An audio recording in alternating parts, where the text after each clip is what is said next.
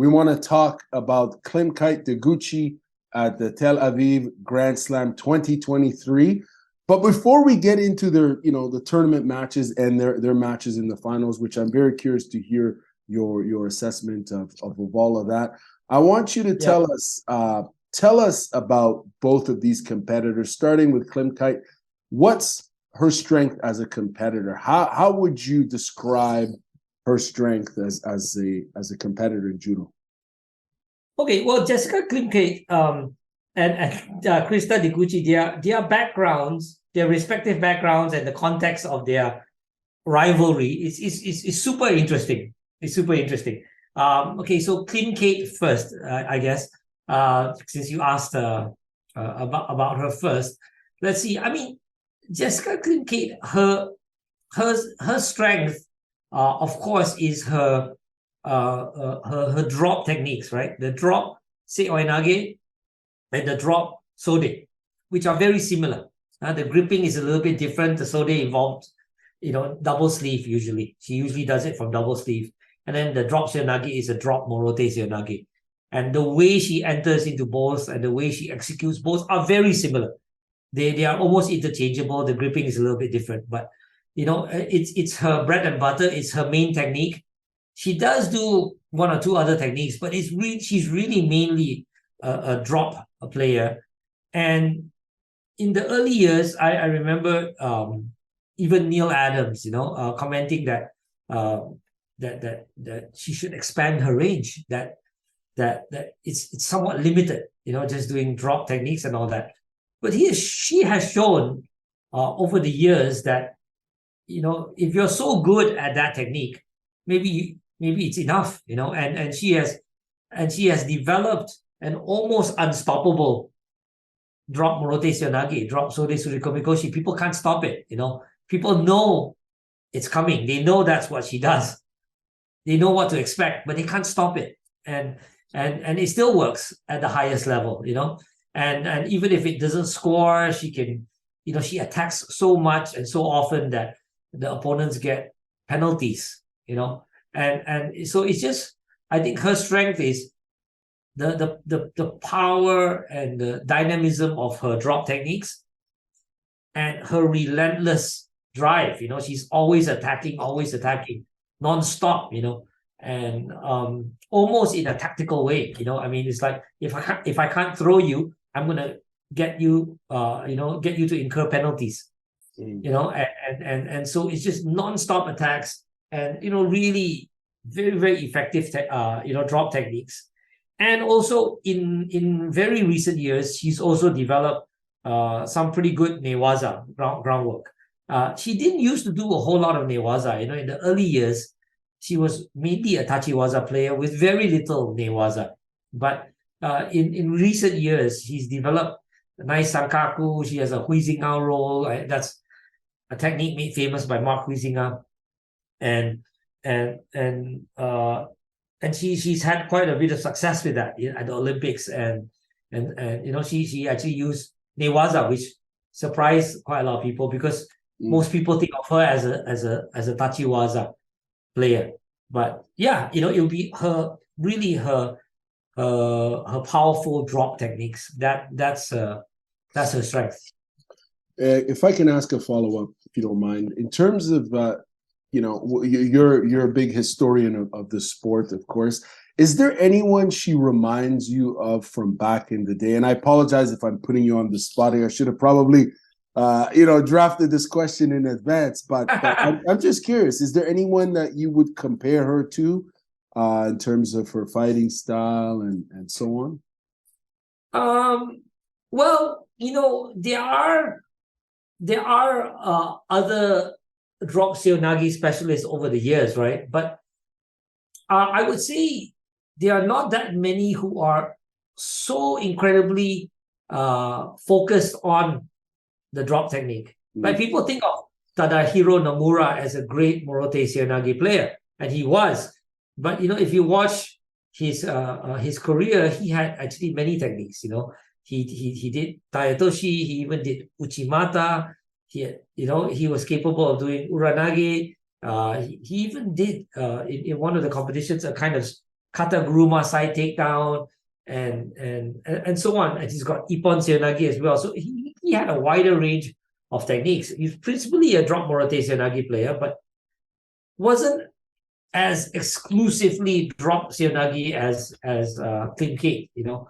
I can't really think of that many players who were so very, very, very focused on a particular technique. I mean, there was a Polish player who actually, interestingly, right now I think is a coach in Canada, Pawlowski, who was a drop Seoinage specialist, you know. But I can't really think of anybody who was so almost exclusively focused on drop Seoinage and drop Sode as her. Now, let's speak about Deguchi. What would you say her strengths are as a competitor? Paint that picture for us, please. Okay, well, Deguchi has a super interesting history. Do you know much about Christa Deguchi's background?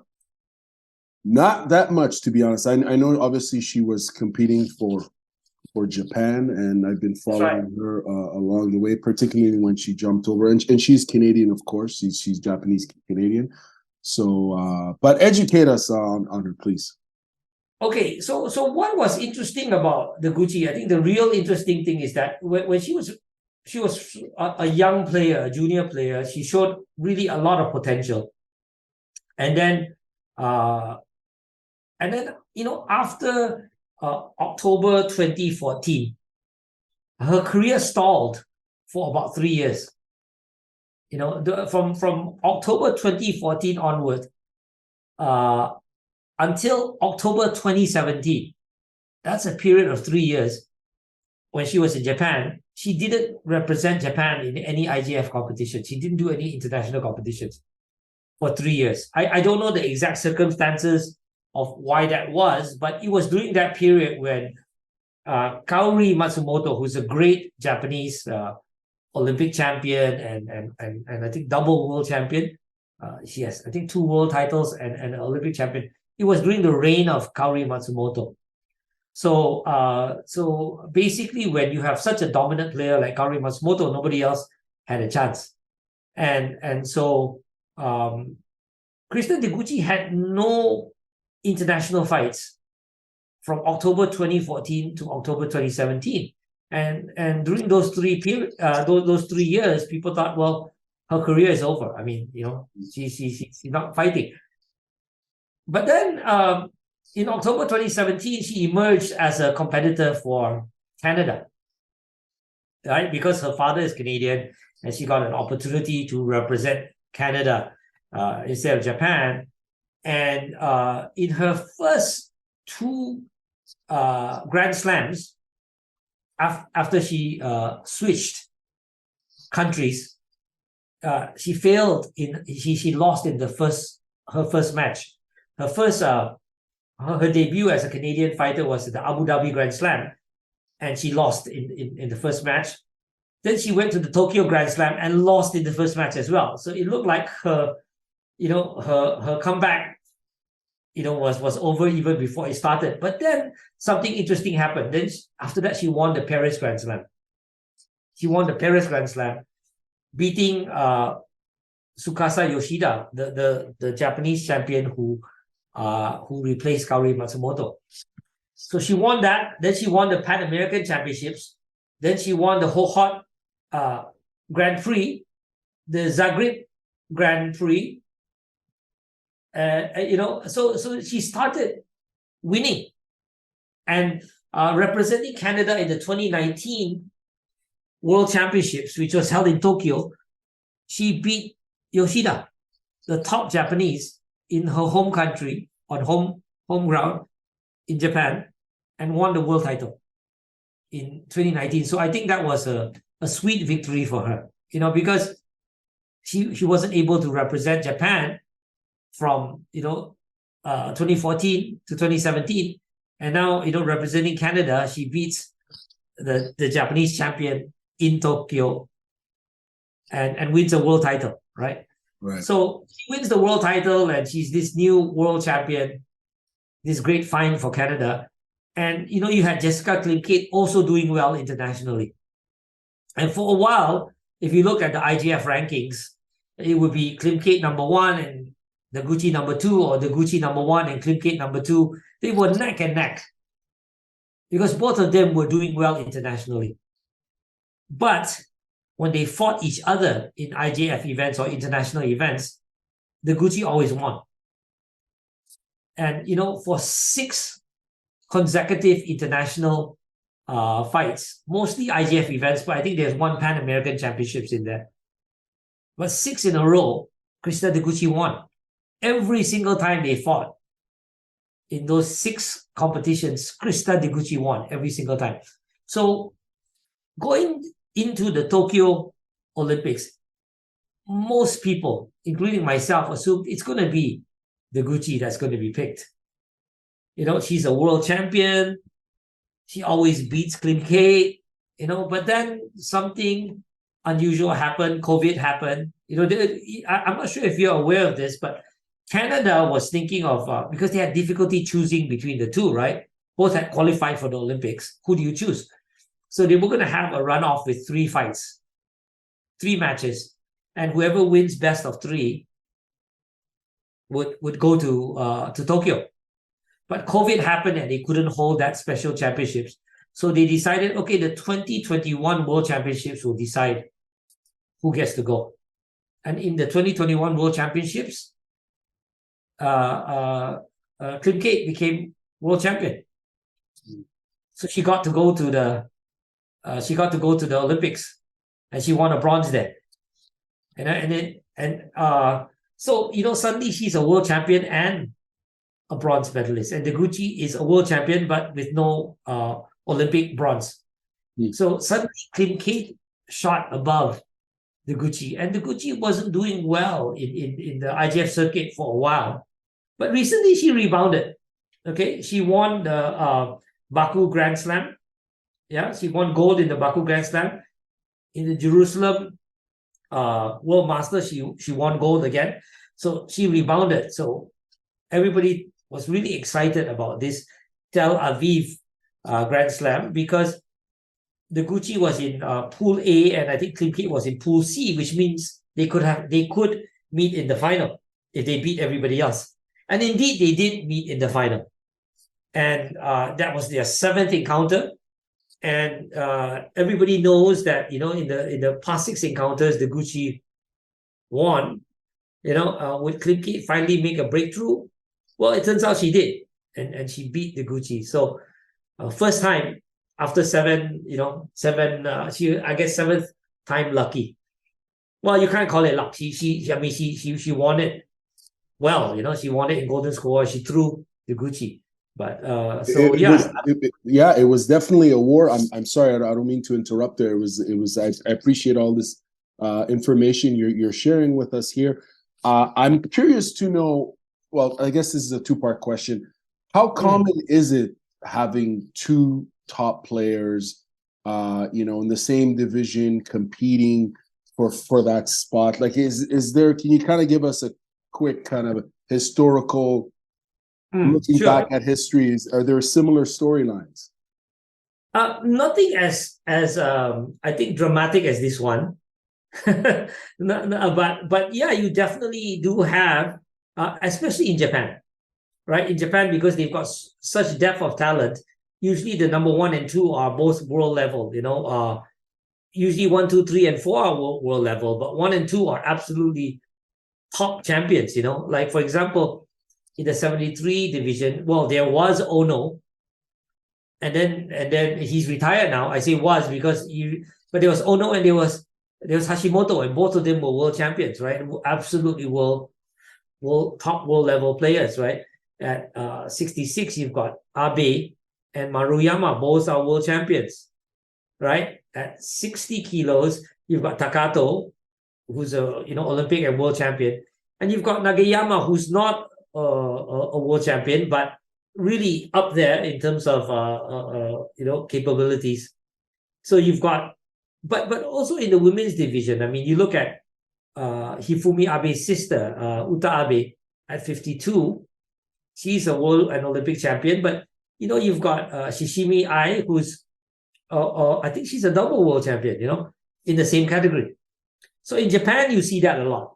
In Japan, you see a lot of absolutely top champions in the same weight category. But you've seen it also in Germany, you've seen it in the Netherlands, you see it in England, you do see it in other countries as well. Not as much as in Japan, but you do see it. And the interesting thing is that when it does happen, it usually does bring out the best in those two players, because they've really got to beat their domestic rival. They've really got to do it, and either that or they've got to change weight categories. I mean, if you look at Kosovo has 3 Olympic champions, but 2 of them, Kelmendi and Krasniqi, used to be in the same weight class. They were both 52. And what happened was Krasniqi moved down. She moved down to 48. And Kelmendi stayed at 52. Now, Krasniqi has moved back up to 52. But yeah, for a while, those two were in the same weight category, and they used to fight each other. And it was a very similar situation where Kelmendi would win all the time. and Krasniqi would be like the analogy of Klimkait. She would lose all the time to Kelmendi. But eventually, Krasniqi became Olympic champion in her own right, and but yeah. So to answer your question, it does happen mostly in Japan, right, but you do see it happen in other countries as well.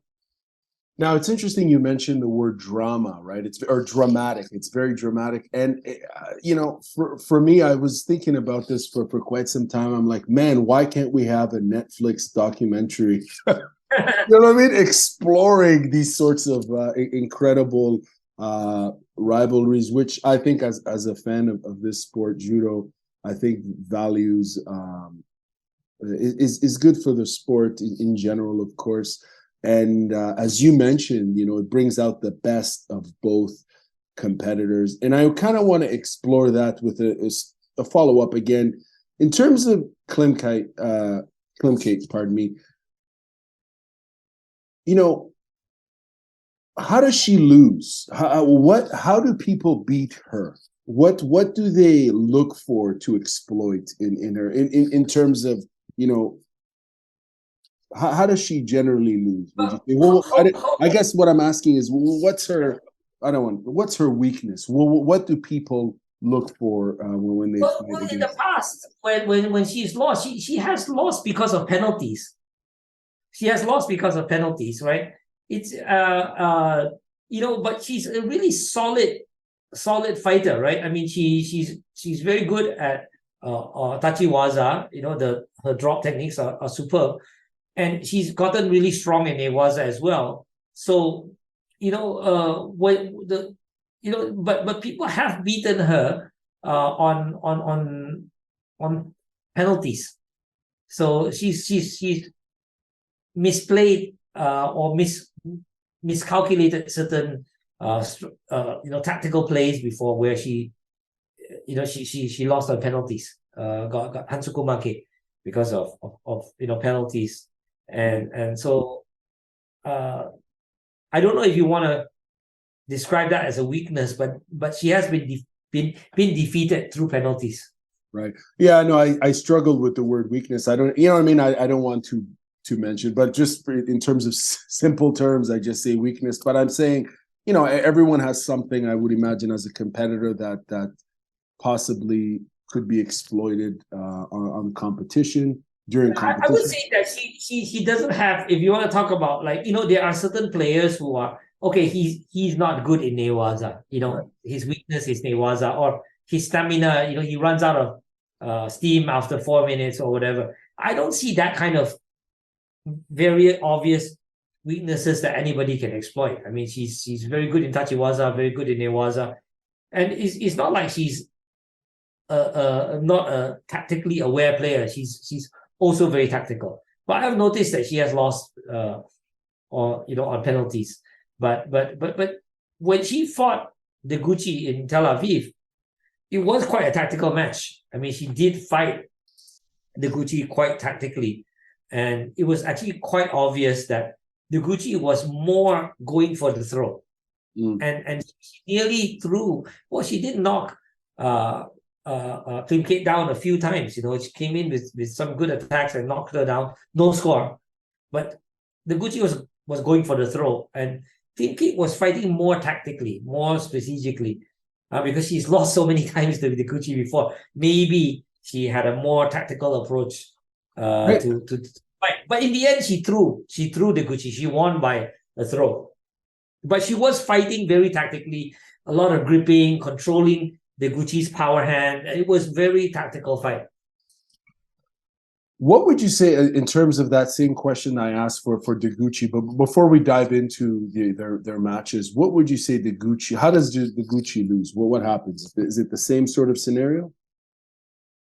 You know, again, I would say that you know, with certain players and even certain great champions, sometimes they have some aspect of their play which is a little bit lacking. Like maybe they're not so tactically aware, or maybe they're not so good in newaza, or you know, or they're not so fit. You know, that does happen. I mean, especially some of those power players from Azerbaijan and Georgia. Sometimes they run out of steam.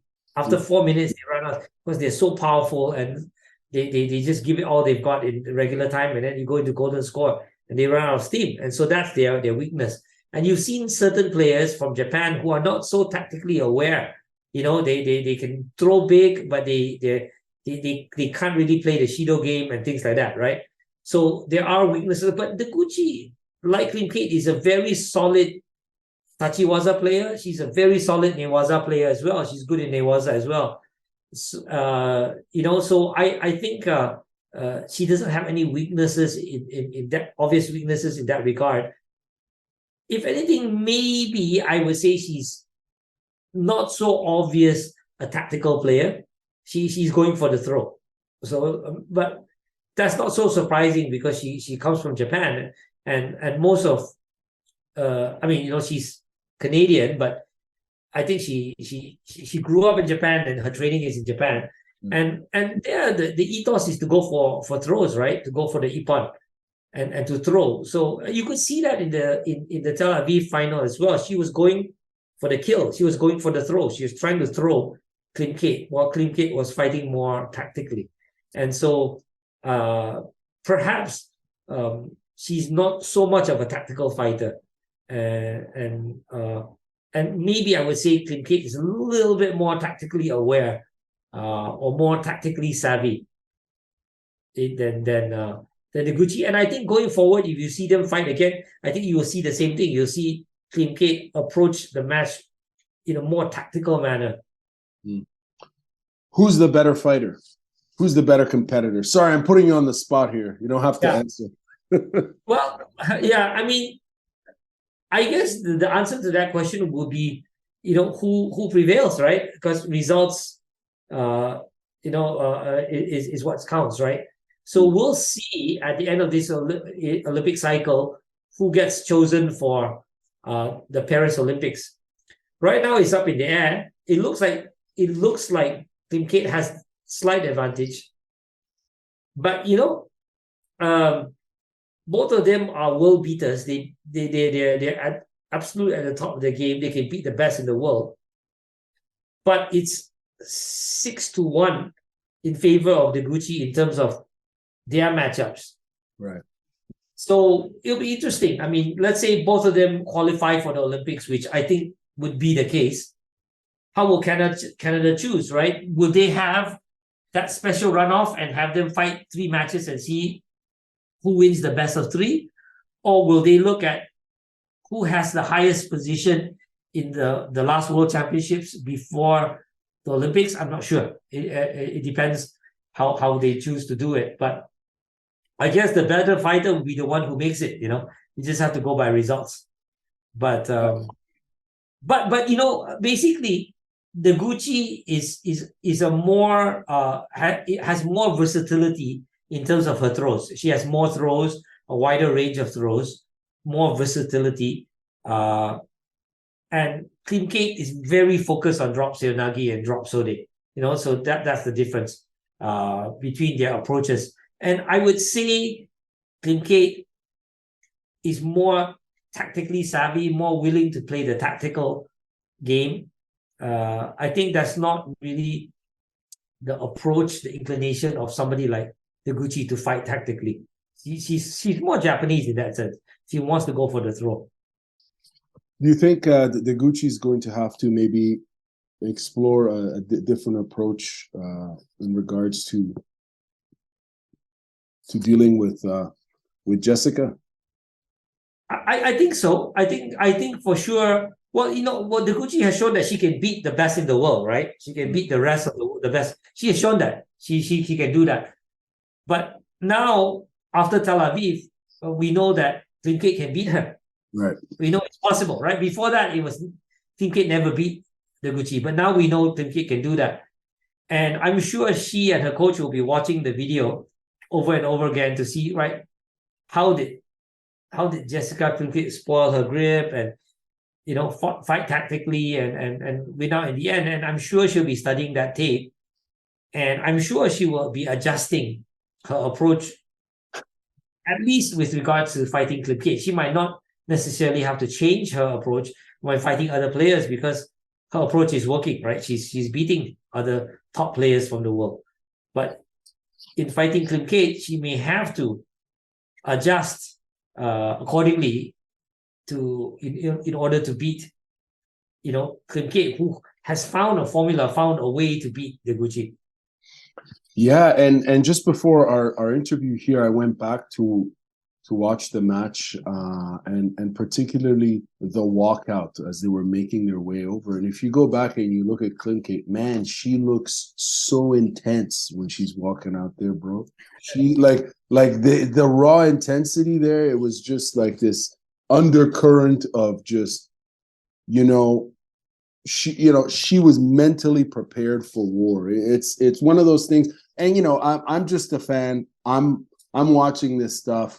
I watch other combat sports, whatever. But when I saw that, I was like, wow, this is an incredible moment. And I love these sorts of things and these competitive rivalries. But sir, thank you very much for setting all that up. Now we're going to dive right into each match and then their final match. So we'll let you take it away from here, please. Okay, well, let's look at Christa Deguchi's matches first, right? So she fought the Dutch girl Van de Meeberg, and she used she scored twice. One was with what we call a sticky foot kosoto, where it's not a sweep, but she kind of hooks the foot and takes her down, and then she followed that up with, I guess you could call it a seoi otoshi, where she steps wide and then she blocks the foot and then she drops down and pulls the girl down. So that's how she got past her first match. Her second match against Pereira of Brazil, she used one of her popular techniques, her favorite techniques, osotogari. There's a big osoto. That's something she's known for. She's good at that. And then, interestingly, the next two matches, she won by Hansukumake, right? Where her opponents did illegal techniques that earned them the Hansukumake. So Stark from Germany did a movement where it's called attacking the supporting leg. And I'm not sure if you're familiar with this, but in Judo. I am actually. You've written an article about it. Yeah. Please bring it down. It's illegal in Judo, but basically, when an opponent attacks you with a front attack to the front, and you're behind the opponent, you can't attack their supporting leg from the inside. You're standing behind them. You cannot go in between their legs and attack their supporting leg. If you do that, it's a Hansukumake penalty, because if the legs get entangled and they fall the wrong way, that your opponent's knee might break. You could seriously injure your opponent when you do that. And so it's illegal in Judo. And I'm 100% sure the German girl didn't intend to do it. Exactly. I was just gonna ask you because I went back and I looked at the clip and I'm like, obviously, there's a forward momentum, or you know what I'm saying? Like, Yeah. it didn't look It's not intentional. intentional. But in judo, when you make an infringement, a penalty, it doesn't matter whether it's intentional or not. If you touch the leg, right, you might have accidentally touched the leg, but it's still a penalty, right? So in this case, she clearly didn't intend to attack the supporting leg, but her leg went in there from behind, in between, and so it was a Hansukumaki penalty. So she got disqualified. Then that brought Deguchi up against Daria Bilodit, right? The famous Daria Bilodit, who's moved up from 48 to 57. And I don't know what caused Bilodit to do this, but she did an illegal arm lock. It was a waki gatami kind of arm lock from a standing position, and that's illegal. So so she won by 2 Hansukumakis, and that took her into the final, right? About that last one with Beloaded, I don't know. I don't want to say that one was not in, like, to me it looked pretty. It was blatant. Yeah. It was direct. Even a coach there, the Gucci's coach, if you go back, he stands up and he, it was blatant. I think maybe I don't know, maybe she was frustrated. Maybe the stress of the situation. I don't know. Yeah. But we would have thought, she's a double world champion, Bilodit. Very experienced, although young, but very experienced. You would have thought she would never make a mistake like that. But maybe the stress of the competition, the spur of the moment, it just happened, But yeah, it was the waki gatami. You could see Deguchi was hurt. She was injured, actually. Right. By, at least in pain, So yeah, so that brought Deguchi up into the final. So now let's look at Klimkait. First one against Ballhaus of Germany, right? It's a very low cross grip seonagi, not a big throw, actually, but enough for our wazari. Okay, so it's a seonagi, typical Klimkait technique. And then she was against Ileva of Bulgaria, and she won that by Hansukumaki when her opponent got 3 shidos, right? Against Yildiz of Turkey, this was quite interesting. Her opponent injured herself trying to do a sumigaishi. Somehow her support leg got trapped on the mat, and she fell the wrong way, and I don't know if she broke her foot, but she was clearly in pain and couldn't go on. So sorry, so it's not Hansukumaki. So that one was not a Hansukumaki, but a Kikingachi, where she had to withdraw. Okay, so Klimkait won against Bulgaria with Hansukumaki after 3 shidos, and then she won with Yildiz, where the player had to forfeit the match. Okay, so in both cases, she didn't have to throw anybody. She won the match without throwing anybody. And then that brought her against Olympic and world champion Silva, Rafaela Silva from Brazil, who's making a comeback herself and still in top form. Still in top form. But I told you before, Klimkait can play the tactical game. He knows how to play the tactical game. And Silva lost by Hansukumaki after getting 3 shidos.